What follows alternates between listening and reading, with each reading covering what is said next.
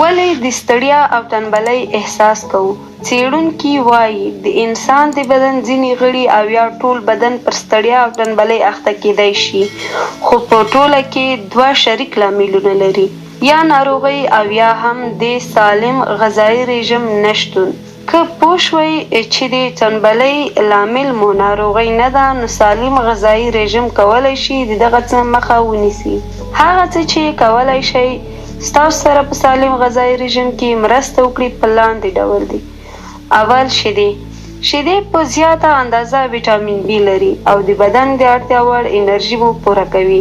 د ورځې د 1 ګیلاس شیدو څښل کولی شي هډوکي قوي کړي او تنبلي مو له منځه یوسي. دوهم، بادام. بادام د وچې میوې په هغې ډله کې راځي چې ستړیا له منځه وړي. بادام په خپل ترکیب کې ویټامین ای لري او معدني مواد یې د مګنیزیم په څیر ګټور دي. دریم، ځمکني توت.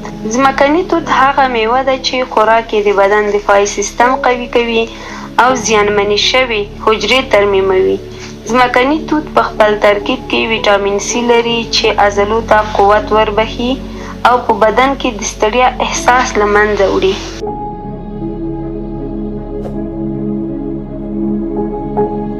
درنو لیدونکو، د ارواپوهنې او علمي معلوماتو لپاره زموږ چینل سبسکرایب کړئ. ارواپوهنه او علمي معلوماتو چینل ستاسو په ژوند کې مثبت بدلون راولي.